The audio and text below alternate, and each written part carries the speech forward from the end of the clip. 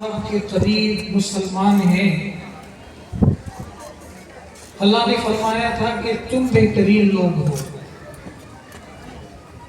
اور اس کی وجہ بھی بتائی تھی کہ تم بہترین لوگ اس لیے ہو کہ تم دنیا میں دنیا کے دوسرے لوگوں کے لیے برپا کیے گئے ہو، تیار کیے گئے ہو۔ تم کو اللہ نے پیدا کیا ہے ایک خاص مقصد کے لیے، اور وہ خاص مقصد تمہارا یہ تھا کہ تأمرون بالمعروف وتنہون عن المنکر۔ دنیا کے انسانوں کے لیے جو اچھی چیزیں ہیں ان اچھی چیزوں کے تم ترجمان بنو گے، ان اچھی چیزوں کو پھیلانے والے بنو گے، دنیا کو امن کا، انصاف کا درس دو گے، دنیا کو یہ بتلاؤ گے کہ اس سنسار کا پیدا کرنے والا ایک اللہ ہے، وہی ہمارا خالق ہے، وہی مالک ہے، وہی رازق ہے۔ دنیا میں اسی کا نظام چلتا ہے، ہواؤں پر اسی کا نظام ہے، چاند سورج پر اسی کا نظام ہے، ارض و سماوات پر اسی کا نظام ہے۔ ہوائیں اس کے قبضے میں ہے، غلہ وہ اگاتا ہے، بارش وہ برساتا ہے۔ قرآن کا کوئی صفحہ ایسا نہیں ہے جس صفحے پر خدا کی ربوبیت کا ذکر نہ ہو، خدا کی الوہیت کا ذکر نہ ہو، اس کے معبود ہونے کا ذکر نہ ہو، اس کی صفات کا ذکر نہ ہو، اس کی ذات کا ذکر نہ ہو۔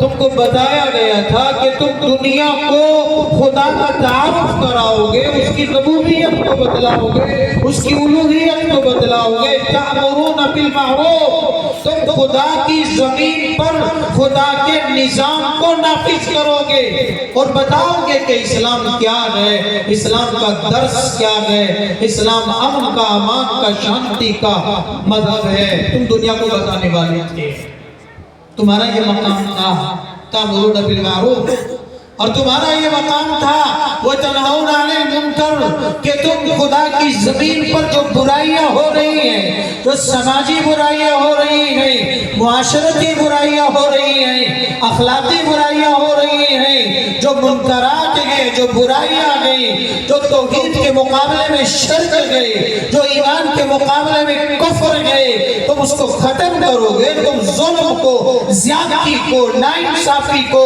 کسی کا حق دبانے کو، حرام کمانے کو، حرام کھانے کو تم ختم کرو گے۔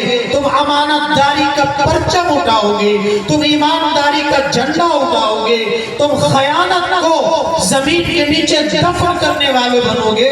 وتنہون عن المنکر، تمہارا مقام یہ ہے، تم اس لیے بہترین امت ہو۔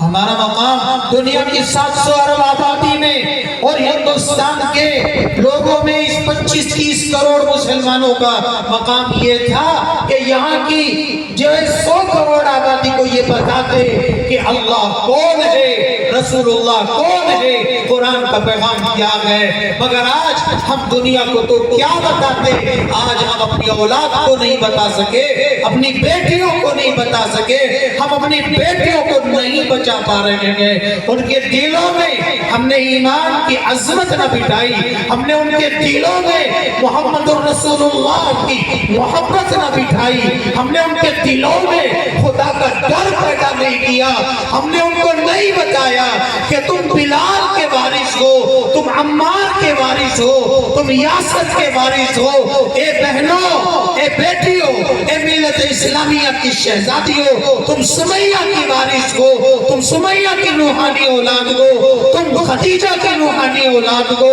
تم ام عائشہ کی روحانی اولاد ہو۔ حضرت سمیہ بیچ سے ان کے 2 ٹکڑے کر دیے گئے، لیکن محمد الرسول اللہ کا کلمہ نہیں چھوڑا۔ بلال تپتی ہوئی ریت پر اپنی چمڑی کو پگھلا گیا، عمار پھانسی کے تختے پر چڑھ گیا، سمیہ کو چیر دیا گیا، لیکن انہوں نے ایمان کو نہیں چھوڑا۔ آج کیوں نہیں بتا سکے ہم اپنے